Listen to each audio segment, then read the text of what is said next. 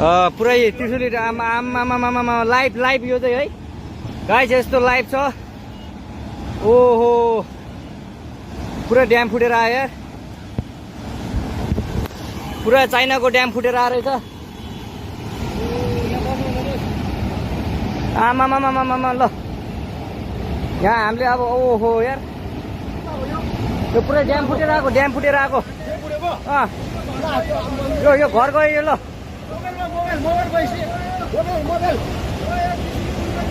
ल त्रिशुली बजारै गयो यार। ल गयो यार। ओ ए सिलास यता आऊ यता